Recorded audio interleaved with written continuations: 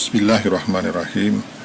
Yang saya hormati Datin Pengurusi Majlis dan rakan-rakan sekalian, semuanya guru-guru ataupun bekas guru, saya amat bertuah dapat bersama-sama dengan para pendidik yang amat berharga pada masyarakat, terutama dalam membina masyarakat generasi masa depan.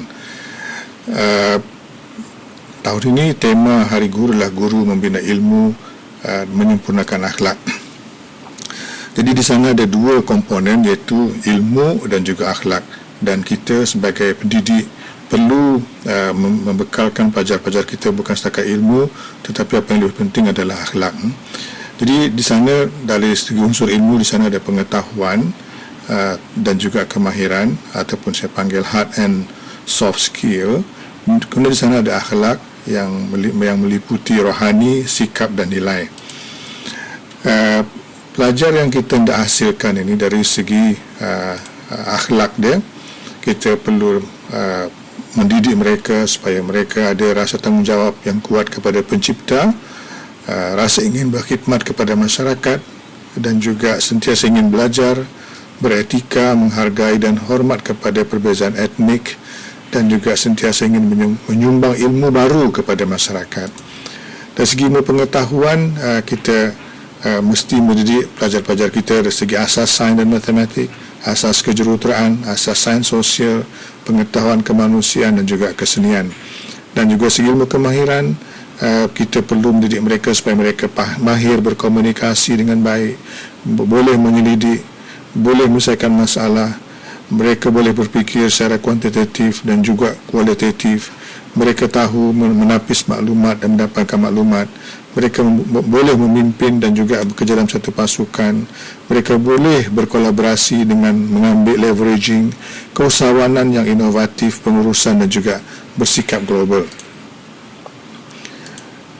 Jadi semua ini adalah perlu digabungkan dan dijadikan sebagai satu integrasi yang perlu kita tanamkan kepada pelajar-pelajar kita yang memang sangat dihargakan ilmu dan didikan daripada kita. Kalau kita tak dapat mengintegrasikan semua itu, kita akan menghasilkan pelajar-pelajar seperti orang buta melihat gajah. Mereka hanya melihat komponen-komponen daripada badan gajah tersebut. Dan akhirnya, apabila mereka graduate ataupun lulus daripada sekolah atau universiti, mereka akan mendapat gambaran yang tidak betul kepada apa yang patut mereka fahami. Dan di sana juga kita perlu melihat learning style ataupun saluran pembelajaran yang berbeza.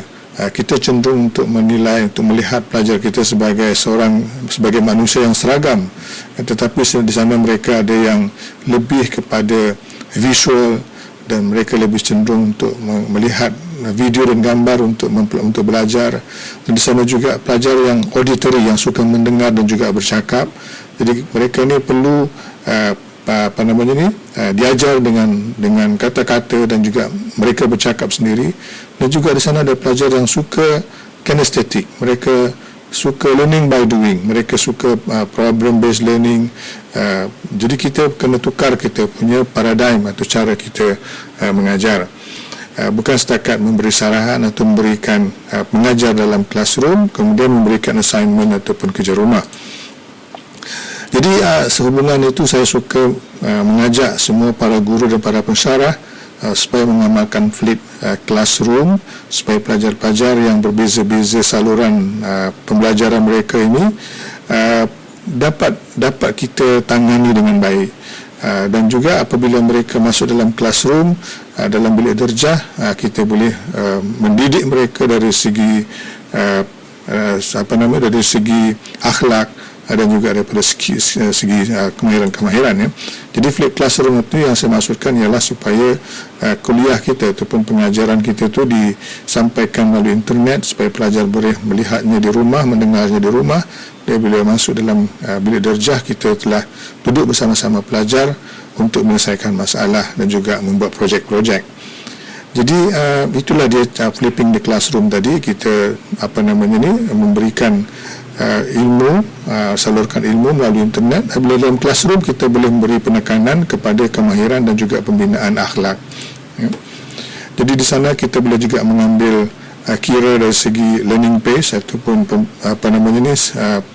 kelajuan mereka belajar dan juga style mereka belajar dan juga keperluan-keperluan rohani pelajar-pelajar kita. Jadi kita sebagai guru ni kita perlulah melihat diri kita bukan sebagai pensyarah atau bukan sebagai cikgu, tetapi kita melihat diri kita sebagai murabi, guru sebagai murabi yang memberikan kasih sayang kepada pelajar kita, memberikan kudrah ataupun contoh yang baik kepada pelajar-pelajar kita, memberi suasana selamat, memberi masa, memberi ilmu kepada mereka, memberikan nasihat, menegur, memuji dan menghukum. Menghukum pun perlu juga, bukan sekat memuji je. Kemudian memudah cara pembelajaran atau facilitating mereka belajar dan mendoakan kejayaan mereka. Dan akhir sekali saya ingin menyampaikan satu hadis oleh Rasulullah SAW, innama bu'istu diutammima salihal akhlak. Aku ni diutus adalah untuk menyempurnakan ataupun untuk menyempurnakan akhlak yang soleh. Jadi sebagai guru, inilah tugas kita supaya kita menyempurnakan akhlak pelajar-pelajar kita. Sekian, terima kasih. Assalamualaikum warahmatullahi wabarakatuh.